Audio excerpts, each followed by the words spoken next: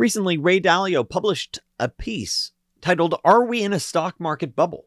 What the latest readings from my bubble gauge say about the market." Now, I'm always interested to read what Ray Dalio has to say. I've enjoyed his books, and he's also the co-founder of one of the founders of the largest hedge fund in the world. That's Bridgewater. And so I enjoy hearing what he has to say. That said, I think in this bubble gauge piece, which we will cover in just a second, I believe he's actually missing a big component. And we'll talk about that towards the second half of this video. Let's dive right in. You're watching Unrivaled Investing. If you enjoy educational content, please make a point of hitting that thumbs up, hit that subscribe button. So what he's looking for, what is Ray Dalio looking for? He's looking for high prices, unsustainable conditions, naive buyers, bullish sentiment, debt financing, so purchases being made via debt, and speculative purchases where people aren't really making a bet on the underlying fundamentals of a business, but making a bet that prices just go up. This goes up. And when he looks at the underlying details of where the economy is, where the market is right now, he's seeing several indications that, you know what, there are pockets of froth, but there's also a lot of pockets that suggest there's not a lot of froth. For example, looking at the IPO market, the IPO market's been relatively quiet, close to dead recently. And he used it as a measurement of, IPO activity as a percentage of GDP. It's close to nothing where it is now versus where it previously peaked, around 2021, 2022.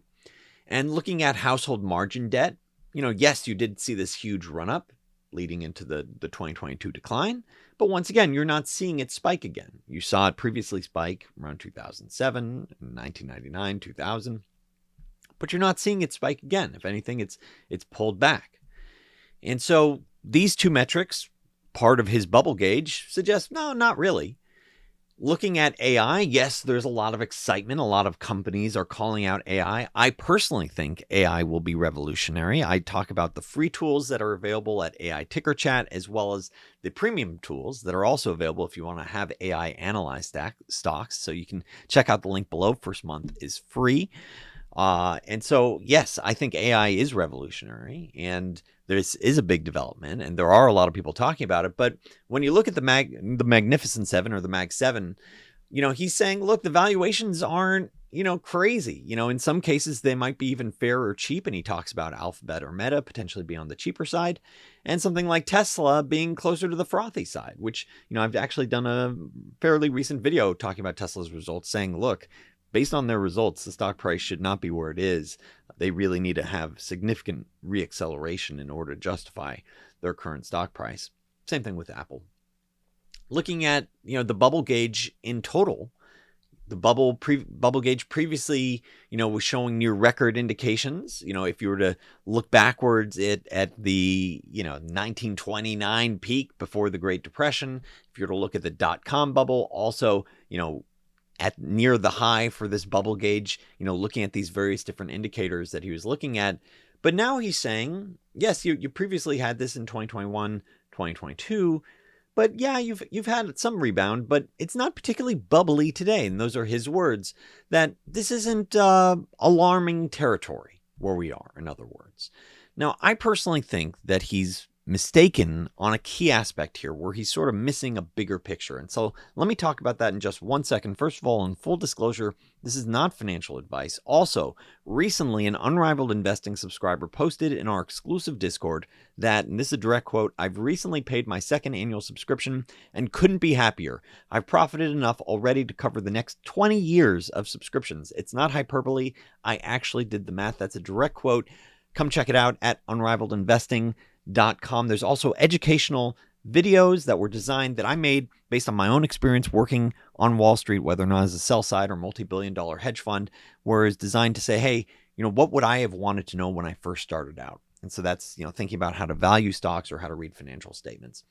So looking at the data points now, one indicator that I absolutely love is magazine covers. So I always love to see when Barron says, bet on the bull, that this, stocks look poised to keep rising thanks to strong economic growth. I think magazine covers have a history of being contraindicators. I actually did a whole video on this as well back when Elon Musk was the person of the year. And at the time, Tesla stock was near an all-time high. And I was saying, look, this is the indication that Tesla stock could come under significant pressure. This is it. A lot of people didn't like that video. Not that many people even tuned into it. And subsequently, Tesla stock has, lost over 50% of its value. So it's not really recovering significantly from, the 2022 crash that we saw, and partly because the underlying fundamentals of the business are facing real challenges. It's very hard to accelerate, this business from here. Now, maybe they do it, and, we'll see in subsequent videos. And I think this is the key part that investors need to think about, which is that if you have a bubble gauge, and this is zooming out beyond the, .com bubble and the, Great Depression, the Roaring 20s. If you have a bubble gauge that says, yeah, right before the great financial crisis, yeah, it's not particularly bubbly. Right before the stock market lost half of its value, and, people were worried about systemic failure. If you're going to say, hey, not a big deal, because that's what 2007 said. 2007 said, no, we're right around 50%, maybe close to 60%. So if you're right around the same level that you're saying, hey, this is what happened in 2007, I'd say this model needs to be tweaked, this bubble gauge. If you don't, if a big macro event doesn't cause you to say, wait a second, I need to revisit this. There might be other considerations. It's almost like this bubble gauge isn't even worth paying attention to. What you should be asking yourself is, what are some of the bigger pictures that you need to reflect on? And I think the bigger picture that investors need to think about is that, there's this big element of Uncle Sam playing a significant role in the government. Now, this isn't in terms of the U.S. economy. Now, this isn't supposed to be some sort of conspiratorial perspective. This is just based on reality, which is that the deficit spending in the United States is out of control, around 6% of GDP. It really started to become unhinged over the last two presidencies, partly in response to COVID, but it's just at very, very high levels. And how do you bring this back to a level that's sustainable? Because if you stay at these levels for a long enough period, you're going to get an unhinged pricing environment with much higher and stickier inflation. So what are the two options for dealing with this type of deficit spending? The 6% of GDP forecasted to be 5 to 6% plus in the years ahead by the government. Well, one policy is to say, hey, we're just going to cut our deficit spending. We're going to cut it from 6% of GDP to 0 or 2%. And so we're still going to run a deficit. The challenge with that is that if you go from 6% to 2% or 3%, you're effectively talking about a 3% contraction in the U.S. economy, maybe more. And the great financial crisis was only a 2-3% contraction in GDP.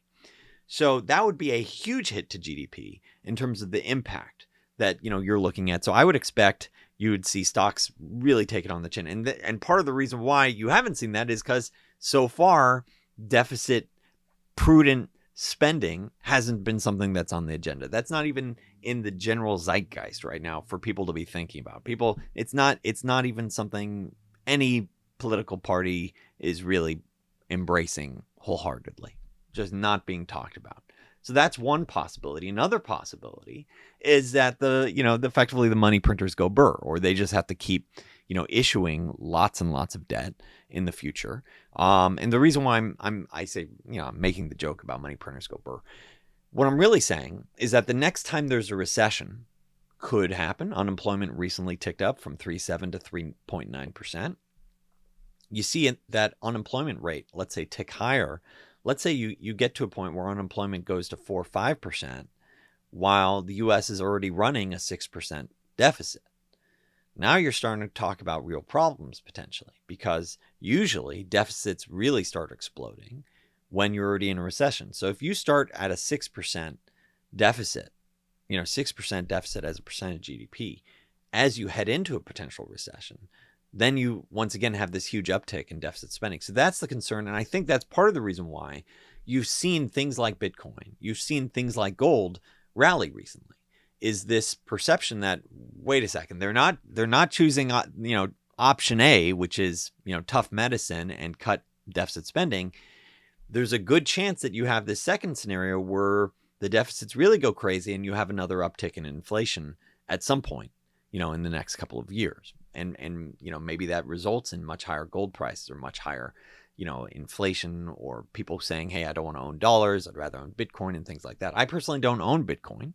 My own personal approach is I'm looking for businesses, and I've called out, one of my top holdings here on this channel, Unrivaled Investing. I call out Fairfax Financial. You can check out the 2 videos that I've done on it. I talk about it at length with my subscribers at Unrivaled Investing.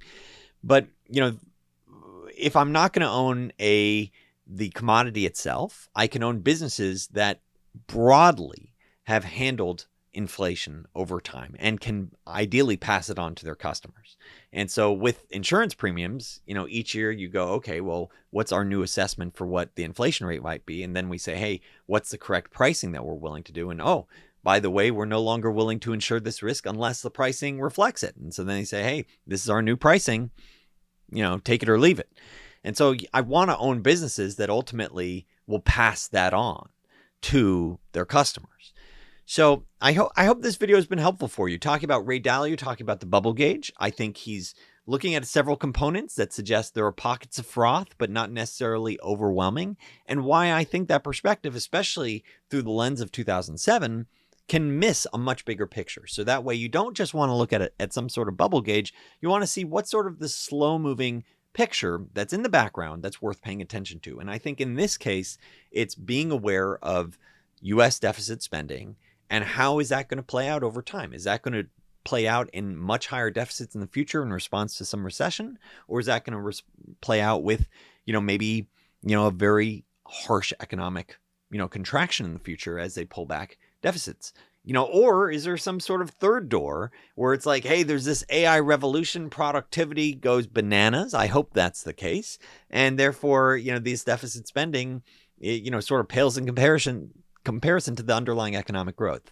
I think that's sort of the pie in the sky scenario, but hopefully, something like that can play out. We'll see. I'm not personally betting on that. I am focusing on like, hey, what are the quality businesses that I can buy at fair prices that I think will be able to pass on any potential inflation to the end customer. I hope this video has been helpful for you. Please make a point of hitting that thumbs up, hit that subscribe button. Thanks so much for watching Unrivaled Investing.